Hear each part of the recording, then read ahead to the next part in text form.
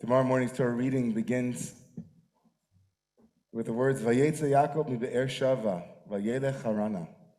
And Jacob left Be'er Sheva. And he went on his way to a place called Haran, where his uncle Laban, the brother of his mother Rebekah, lived.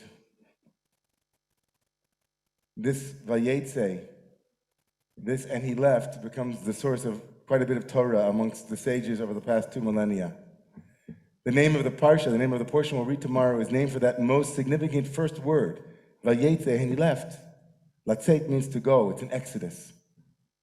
And he made the great escape from the family system, from the dysfunction, from the murderous brother, from the ugly stories. He was up and gone.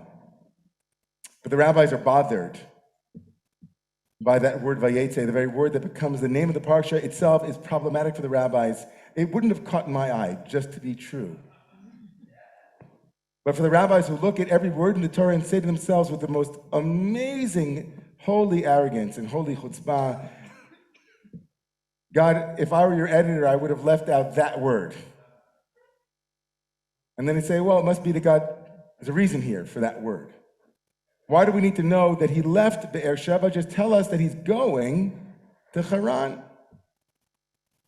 This thorn in the mind of the rabbis produced quite a bit of Torah. What's the significance of letting us know that he left the place? Tell us where he's going, not where he's leaving.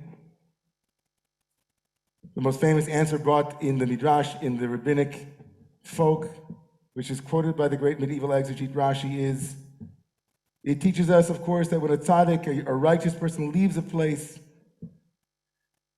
the joy of the place, the beauty of the place, the shine of the place, the yofi of the place, the magnificence of the place is gone. Yatsa hadara, yatsa hoda.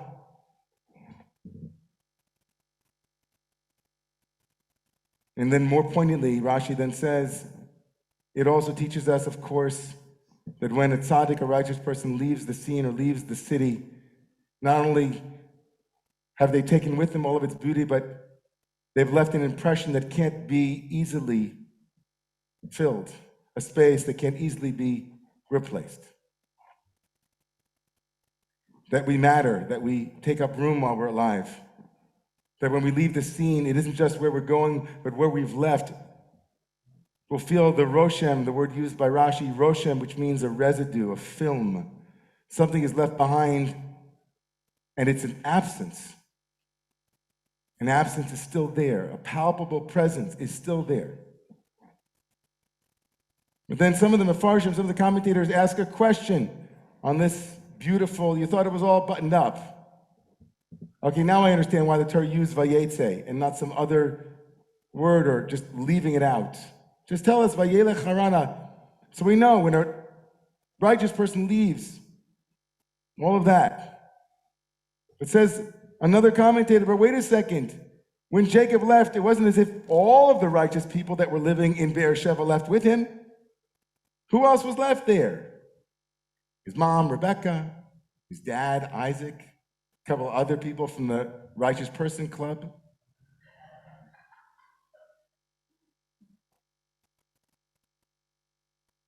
So in the beautiful answer to that question,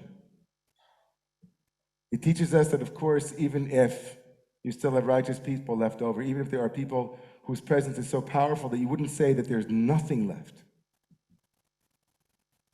that it's a diminishment, it's something that's powerfully and palpably lacking. If one person fewer, one righteous person, one holy person, one special person, one remarkable person, which we all are, it leaves a roshem, it leaves a palpable residue, a film that can't be offset by any kind of calculation, any kind of bodhisattva accounting. We still have two, they're equal to one. No, each person. And then he goes on to say, this particular commentator says, you know what? And let's think, when Jacob left, nobody even knew that he left, except for his parents. It wasn't that the whole town came out to say goodbye to him. And nonetheless, the rabbis say that the lack that Jacob's presence produced, or his absence produced, was felt in a subtle way by everyone who lived there. But then, of course, the upshot of the teaching from the rabbis. Because in our mystical tradition, that same word, roshem, which means residue, that which remains, the leftover, becomes the vessel for the next receptivity, the next moment of light comes from that residue, that film, that leftover. Jacob was like that, right? Jacob himself was just the second of the twins. He himself was the residue that became the vessel.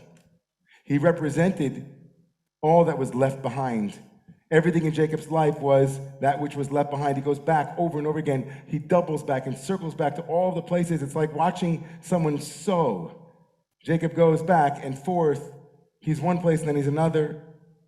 Everything in Jacob's life is a little bit later than it should be. He builds a life off of what is left over in the space that he has just arrived in.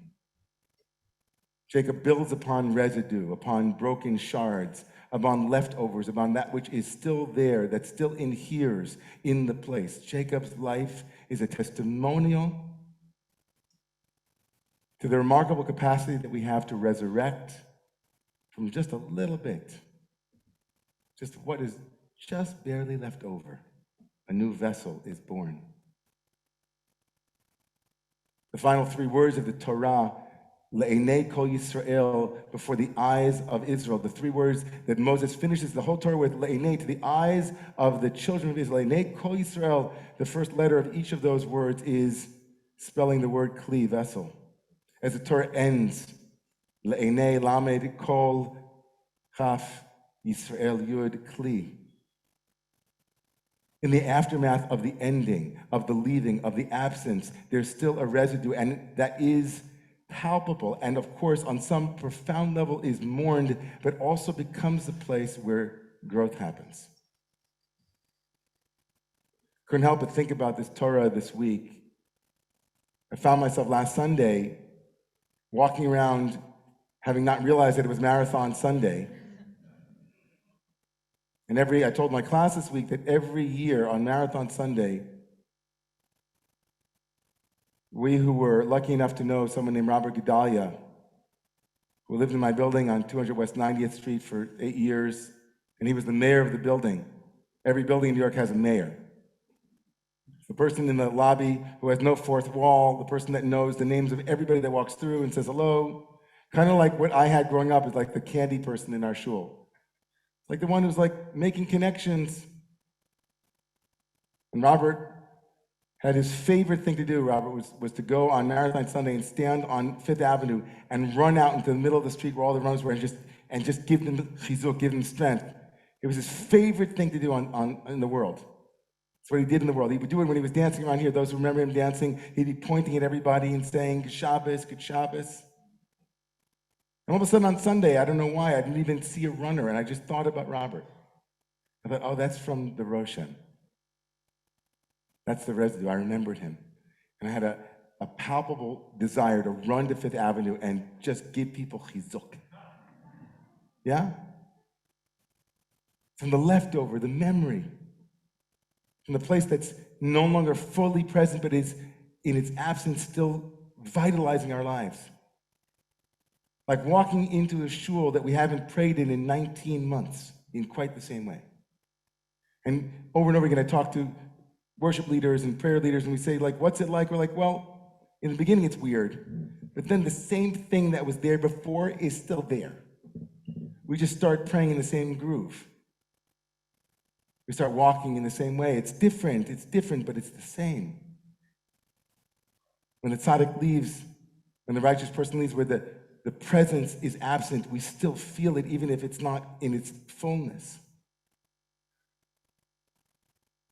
So as we make our turn in our lives, and we continue in profound ways to notice what's not here. On a week when we honor the memories of those who gave their lives for this country, those who were lifted up on Veterans Day in memorial of their extreme sacrifice for those of us who enjoy the liberties that they died to defend. On a week where, of course, this weekend we lift up the memory of what took place in 1938 in Germany, Kristallnacht, a place that has the roshem of hundreds and millions of our Jewish brothers and sisters and family members. We recognize the possibility of rising from the residue, from being elevated from that film that is left over in history and in our own personal lives and in our communities. The absence itself can become the very engine and the vehicle that we use to rebuild, to build a vessel, Le'inei Kol Yisrael, for the eyes of all of our brothers and sisters, a vessel that will hold this new paradigm that is being birthed. It's a bracha to be with all of you tonight. The blessing to feel the absence of beloveds like Chaya Bracha, Evelyn Goodman, and Robert Gedalia, and others. I can see them dancing.